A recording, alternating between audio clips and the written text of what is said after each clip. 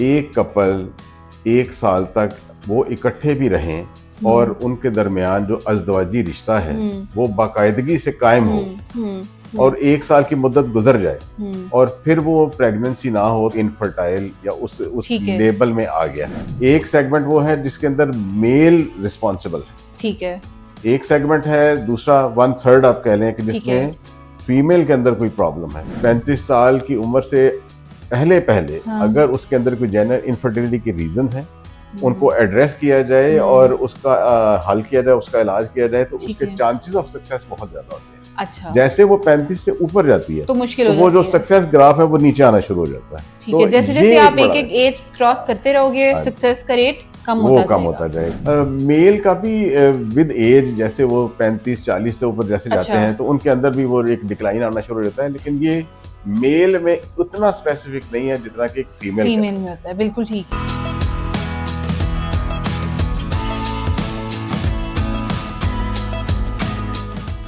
अस्सलामुअलैकुम, this is Akasha Khan. Welcome to our health art segment. बहुत से लोग बहुत सी चीज़ों को पे बात करना चाहते हैं, जानना चाहते हैं, लेकिन due to some societal norms, कुछ प्रेशर की वजह से, कुछ ऐसी चीज़ों की वजह से वो उन पे बात नहीं कर पाते या डिस्कस नहीं कर पाते और बहुत से ऐसे मसलों की वजह से अपना सोल्यूशन भी फाइंड आउट नहीं कर पाते। आज जो गेस्ट हमारे साथ स्टूडियो में मौजूद हैं, डॉक्टर अहमद नदीम, जो कि इनफर्टिलिटी और सेक्सुअल हेल्थ काउंसलर हैं, एक्सपर्ट हैं। आइए इनसे बात करते हैं और जानते हैं कि इनफर्टिलिटी होती क्या है और ये कितनी रेशो इसकी पाकिस्तान में, हमारे मुल्क में जो है वो बढ़ती जा रही है, इसकी क्या रीजंस हैं, इसको किस तरीके से मैनेज कर सकते हैं। अस्सलाम वालेकुम सर, कैसे हैं आप? वालेकुम अस्सलाम। बहुत शुक्रिया आपने मुझे इनवाइट किया इस टॉपिक पर बात करने के लिए, जो जी कि एक बहुत अहम टॉपिक है और बिल्कुल हर शख्स के जहन में इसके बारे में डिफरेंट बिल्कुल। सवाल और होते हैं। और मुझे लगता है कि ये एक ऐसी टॉपिक है या एक ऐसी बात है कि जिसमें हर इंसान जानना जरूर चाहता है लेकिन वो ओपनली डिस्कस नहीं कर सकता। जी, ये वो बात भी है और रिलायबल इंफॉर्मेशन तक एक्सेस जो है वो वो बहुत नहीं मुश्किल होती है, वो नहीं होती। मेजॉरिटी के पास। बिल्कुल। अच्छा, इसमें इनफर्टिलिटी की आपने बात की है, हम्म। मैं इसको टेक्निकली बयान करने से पहले हम्म। मैं ये बताना चाहूंगा कि पब्लिक क्या सोचती है इनफर्टिलिटी के बारे में। बिल्कुल ठीक है, जरूर। यहाँ पर तो ये है कि इधर से शादी हुई जी और फौरन ही सब के सवाल शुरू हो जाते जी हैं जी इस हवाले से जी। कि प्रेगनेंसी क्यों नहीं हो रही या ऐसा हम्म। शुरू हो जाता है वो सारी चीजें। लेकिन इनफर्टिलिटी हम किसे कहते हैं, कब हम मेडिकली कहेंगे, क्या है जी डेफिनेशन? कब हम कहेंगे कि एक कपल जो है वो अब इनफर्टाइल या सब फर्टिलिटी, इसको ठीक है। लेटेस्ट जो कहते हैं कि ठीक सब है। फर्टिलिटी नाम दिया जाता है। जी जी। एक कपल 1 साल तक वो इकट्ठे भी रहें और उनके दरमियान जो अज़दवाजी रिश्ता है वो बाकायदगी से कायम हो और 1 साल की मुद्दत गुजर जाए और फिर वो प्रेगनेंसी ना हो तो फिर हम कहते हैं हाँ यस, ये अच्छा। अब इनफर्टाइल या उस ठीक है। लेबल में आ गया है। जी, अब टाइम इज वेरी जरूरत है, इंपॉर्टेंट। यस, ठीक है। 1 साल। ठीक अब है। जरूरत है कि हम्म। इसको इन्वेस्टिगेट किया जाए, देखा जाए कि ऐसा क्यों हो रहा है। तो एक तो ये कॉन्सेप्ट क्लियर करने की जरूरत है कि ये जरूरी नहीं है कि इधर से शादी हुई और 1 महीने बाद ही या फौरन ही वो ठीक है। सवाल शुरू हो जाते हैं। सवाल शुरू हो जाता ये तो फिर एक अलहदा से एक बहुत बड़ा पेंडोरा बॉक्स खुल जाता है ठीक है। खानदानों के अंदर जी और सवाल, और उसके एक साइकोलॉजिकल बड़े इम्पैक्ट्स होते हैं इस चीज के, बिल्कुल। खासतौर पर खातून के ऊपर। कि यहाँ पर तो एक हमारी सोच के अंदर ये भी है कि अगर एक बच्चा नहीं हो रहा तो उसका सबसे पहला निशाना तो औरत बनती है। औरत है, बिल्कुल। तो क्या ये ट्रू है, ये हकीकत है ऐसा? नहीं, बिल्कुल ऐसा नहीं है। ये आप ये समझ लें हम्म। कि हम इसको एक रफली अगर देखें ना, हम अगर उसकी कॉजेज को देखें, उसकी वजूहात को अगर हम देखें तो हम इसको एक रफली 3 सेगमेंट में तकसीम ठीक कर है। सकते हैं। एक सेगमेंट वो है जिसके अंदर मेल रिस्पॉन्सिबल है, ठीक है। एक सेगमेंट है, दूसरा 1/3 आप कह लें कि ठीक है। जिसमें फीमेल के अंदर कोई प्रॉब्लम है, और जो तीसरा सेगमेंट है उसमें यह है कि दोनों में इश्यूज हो सकते हैं। तो मेजॉरिटी में जो हमारा एक जनरली कॉन्सेप्ट है कि एक अगर बच्चा नहीं हो रहा तो औरत उसकी जिम्मेदार है, तो ये बहुत गलत कॉन्सेप्ट है। वो नहीं होती। और ये हमारी इनफर्टिलिटी की जब हम इन्वेस्टिगेट करते हैं, जो कपल आता है तो हम शुरू ही मेल से करते हैं जी। इंस्टेड कि अच्छा। हम फीमेल से स्टार्ट करें। ओके, हमने शुरू ठीक है, करना होता है आदमी से, ठीक है, ठीक जबकि है। हमारी जो सोसाइटी के अंदर चलता है उल्टा हिसाब है। वो उल्टा हिसाब चलता है। किसी के यहाँ बच्चे नहीं हो रहे, वो वो औरत का अपनी कसूर बीवी है। को लेकर वो गायनेकोलॉजिस्ट और उसके चेकअप और उसके हम्म, पीछे और सालों लगा देते हैं। लेकिन कोई ये नहीं देखता कि मेल को भी देखें। वो एक मेल शोविनिज्म है या एक हम्म, हम एक मर्द का जो एक रुतबा है और है एक वो रुतबा है, सारा तो एक उस वजह हाँ जी। से। और आपको पता है कि हम जैसे जैसे हम बड़े शहर से दूर होते हैं और गांव देहात की तरफ हो जाते हैं जहाँ एक वहाँ पे लोगों का बिल्कुल शऊर, अवेयरनेस लोगों की नहीं है। तालीम, अवेयरनेस वो इतनी हम्म, नहीं होती, तो वहां पर तो ये चीजें बहुत ज्यादा डोमिनेट होती हैं। मस्ट तो बी। ये एक क्लैरिटी बहुत जरूरी है। एक तो हमने बात की है जी, कि 1 साल तक तो आपने इस टॉपिक को टच ही नहीं करना, बिल्कुल ठीक है, ठीक है, कोई बिल्कुल ठीक जरूरत है। नहीं है उसको करने की। ठीक है, 1 साल के बाद जो है अगर अब बच्चे नहीं हो रहे तो हाँ, फिर अब वो आप टाइम है देखें। कि इसको इन्वेस्टिगेट किया जाए, इसको ठीक है, देखा जाए ठीक है, कि उसकी क्या वजूहत है। बिल्कुल ठीक है। एक इसी से रिलेटेड एक और चीज है हम्म, कि इस पर भी एक बड़ी ज़रूरी बात यह है कि अगर 1 साल हो गया और वो बच्चे नहीं हो रहे और आप इन्वेस्टिगेशन में जा रहे हैं, तो आप रिलायबल और ऑथेंटिक जगह पर जाएं, ठीक है, अपने वक़्त को ज़ाया ना करें। ठीक है, ठीक है। बहुत दफ़ा ये होता है कि लोग जैसे सोशल मीडिया पे कोई देख लिया वहाँ या कोई चले ऐड देख गए लिया। या कोई अल्टरनेटिव मेडिसिन जिसे हम कहते जी, हैं, जी, जी, वो खुद उस से तरफ सेल्फ। चले जाते हैं, अच्छा। हकीम या होम्योपैथ या इस टाइप का जो हुँ, होता है इलाज। हुँ, हुँ, वहाँ ये होता है कि जब वहाँ हर जगह से वो भी कोई एक बंदा नहीं होता, वो भी 1, 2, 3 ना जाने कितने लोगों बिल्कुल के होते पास हैं। वो गुज़र कर और एक अच्छा खासा टाइम ज़ाया वेस्ट करके तो करके। फिर वो आते हैं इस तरफ। हुँ, ये एक बड़ा मुश्किल होता है, क्योंकि अगर किसी के अंदर कोई इनफर्टिलिटी का जेन्युइन प्रॉब्लम है, हुँ। तो उसमें जैसे-जैसे एज गुज़रती है, वो बढ़ता उसके जाएगा। अंदर चांसेस ऑफ सक्सेस जो है ना वो कम होते जाते हैं। अच्छा। इसमें खास तौर पर जो देखा ये गया है कि 35 साल की जो एज है ना फीमेल की, हुँ। वो बड़ी इंपॉर्टेंट है। अच्छा, उससे अगर पहले-पहले। हाँ जी, 35 साल की उम्र से पहले-पहले हाँ। अगर उसके अंदर कोई जेन्युइन इनफर्टिलिटी के रीज़न्स हैं, उनको हुँ, एड्रेस किया जाए और उसका हल किया जाए, उसका इलाज किया जाए, तो ठीक उसके है। चांसेस ऑफ सक्सेस बहुत ज़्यादा होते हैं। अच्छा, जैसे वो 35 से ऊपर जाती है, तो मुश्किल तो हो वो जो जाती है। सक्सेस ग्राफ है वो नीचे आना शुरू हो जाता है।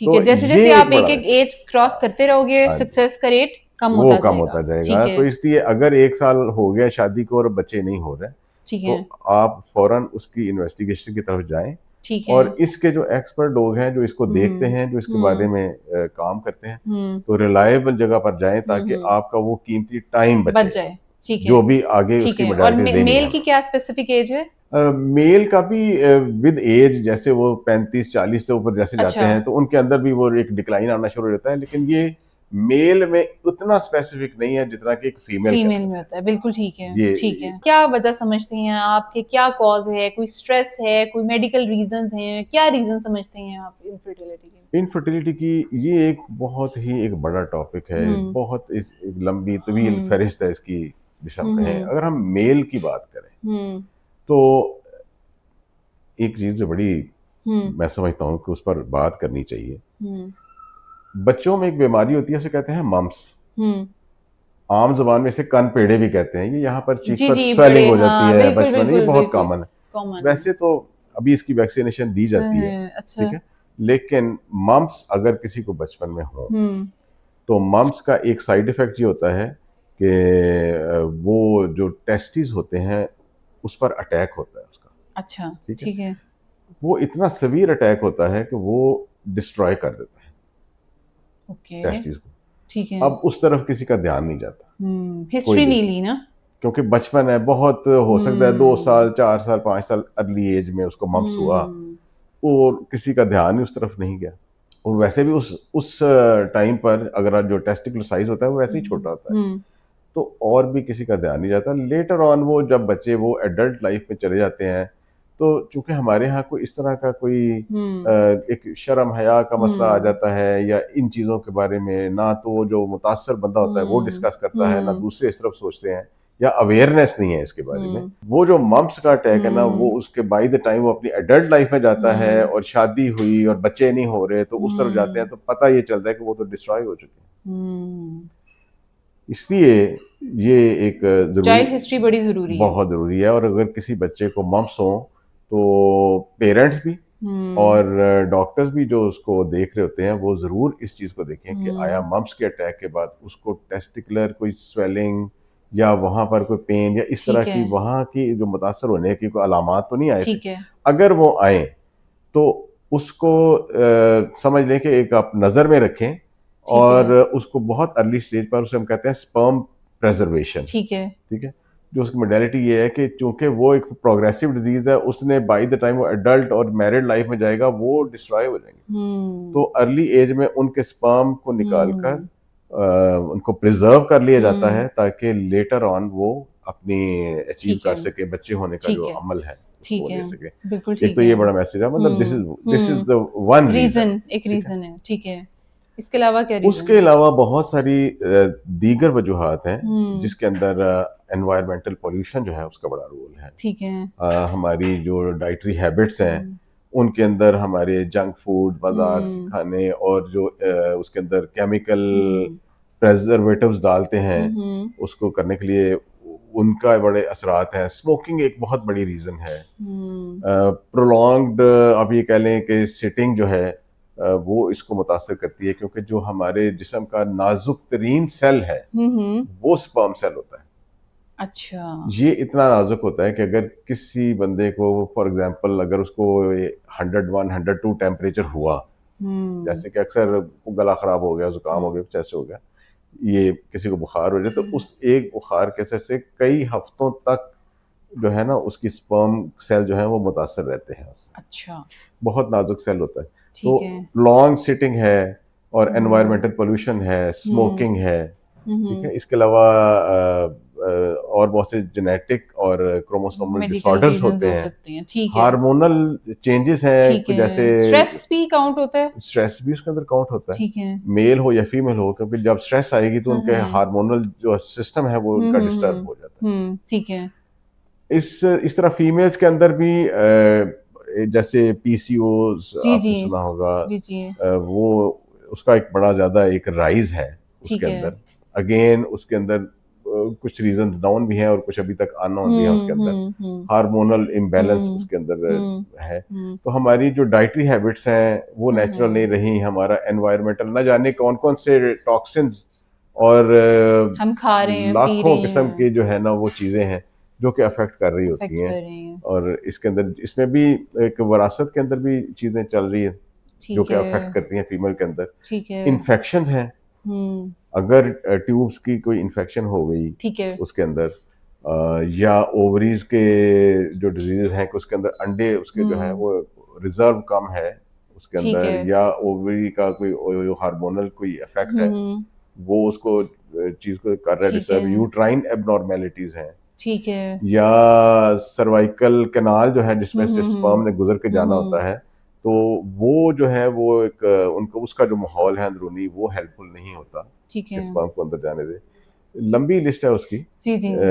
जिसको हमने मल्टीपल रीज़न्स हो इन्वेस्टिगेट सकते हैं। करना ठीक है, होता है। इन्वेस्टिगेट कोई टेस्ट वग़ैरह भी होते हैं इनके स्पेसिफिक असेसमेंट के जैसे मैंने लिए? बताया है कि जब कोई इनफर्टाइल कपल आता है तो हुँ। हमने मेल से शुरू करना होता हिस्ट्री लेनी होती है है जी। पहले? हिस्ट्री भी लेनी होती है, फिर उसकी टेस्ट हिस्ट्री वग़ैरह भी है, सारे उसका होते हैं। अच्छा एग्जामिनेशन ये है। टेस्ट होती हैं मेल और फीमेल्स के लिए अलग-अलग होती हैं? हाँ जी, कि जिससे ये आइडेंटिफ़ाई हो जाता है जी बिल्कुल। कि किसमें मसला है? मेल के अलहदा हैं, फीमेल के अलहदा हैं। ठीक है। तो जैसे मैंने बताया कि सबसे पहले तो हमने मेल को असर्टेन करना होता है कि कहीं ऐसा बिल्कुल तो ठीक नहीं है। है कि, ठीक है, क्योंकि मेल के टेस्ट उतने इन्वेसिव नहीं है, ठीक है, फीमेल के टेस्ट बहुत इन्वेसिव है। ठीक है। तो वो ठीक फिर है, आप हाँ ये तसल्ली हो जाती है कि अच्छा इस एक हाँ, पर्सन में या इस हमें एक एरिया में एक हाँ, मिले मसला नहीं तो है। फिर हम दूसरी तरफ जाते हैं जी, या ठीक है, फीमेल को इन्वेस्टिगेट करते हैं। ठीक है। मेल के अंदर जो है वो सबसे जो एक मैं कहता हूँ कि मतलब सिंपल भी है, हुँ, हुँ। और वो है सीमन एनालिसिस जो मेल का, ठीक है। वो हमने असेसमेंट होती है यानी टेस्ट पहला बाकायदा इसके होते जी हैं। सीमन एनालिसिस है, और उसके हुँ, हार्मोन्स जो है ठीक है, उनका प्रोफाइल हमने ठीक है, चेक करना होता है ठीक है। आफ्टर क्योंकि हिस्ट्री एंड एग्जामिनेशन। एग्ज़ैक्टली क्योंकि बहुत सारे लोगों को मुझे लगता है कि वो समझती हैं कि शायद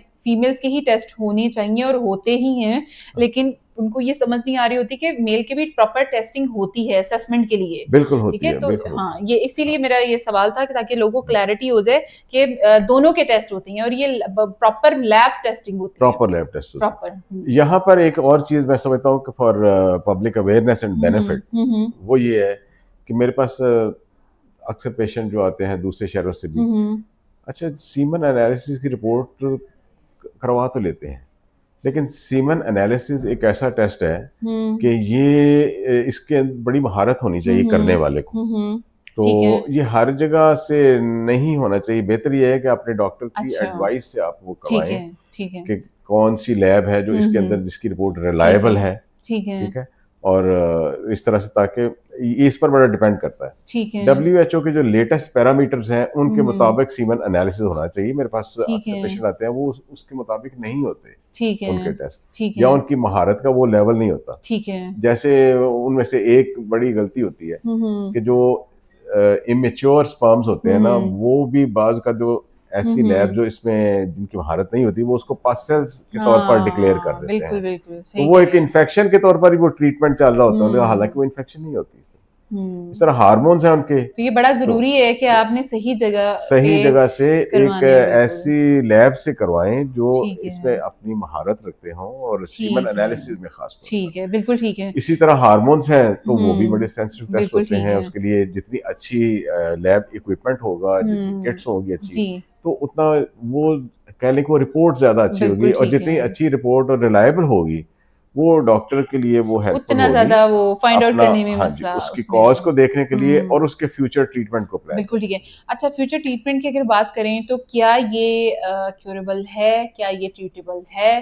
क्योंकि बहुत सारे लोगों को ऐसा लगता है कि अगर एक बार जो है वो आपको डिक्लेयर कर दिया जाए कि अच्छा ये मसला है, तो नहीं कुछ हो सकता। तो क्या ये पॉसिबिलिटी है कि चीजें ठीक हो जाएं, या दोनों में अगर किसी में भी कोई प्रॉब्लम है, में। जी, तो क्या हम इसको ट्रीट कर सकते हैं? बिल्कुल कर सकते हैं। हम्म ऐसी कॉज जो कि हम दूर कर सकते हैं, हम्म मिसाल के तौर पर जैसे मैंने बताया कि स्ट्रेस, एनवायरमेंटल पोल्यूशन, और हमारा, हम उसे कहते हैं ऑक्सीडेटिव स्ट्रेस। ठीक है। ऑक्सीडेटिव स्ट्रेस जो है, जैसे जैसे हमारी लाइफ नेचुरल से हटकर, तो हम्म जैसे हम कहते हैं थोड़ी सी मसनूई हो गई है, हम्म या इसके अंदर चीज़ें ऐड अप हो गई हैं हमारे हम्म जो नेचर से हटकर, जी जी तो वैसे वैसे हमारे अंदर जो एक ऑक्सीडेटिव स्ट्रेस है वो बढ़ता जा वो रहा है। बढ़ता जा रहा है। वो जो एक फ्री रेडिकल्स होते हैं वो बड़े हम्म टॉक्सिक होते हैं। ठीक है। और जैसे मैंने बताया है कि स्पर्म एक बहुत ही सेंसिटिव सेल होता है जो बड़ी हम्म जल्दी असर लेता है। हम्म तो अक्सर जब इस तरह की सीमन रिपोर्ट्स आती हैं हम्म जिसके अंदर हम देखते हैं कि उनके स्पर्म काउंट कम है, हम्म या स्पर्म मोटिलिटी, कि हम्म जिस जिस रफ्तार से स्पर्म ने मूव करके आगे हम्म जाना है हम्म वो मुतासर होती है। हम्म ठीक है।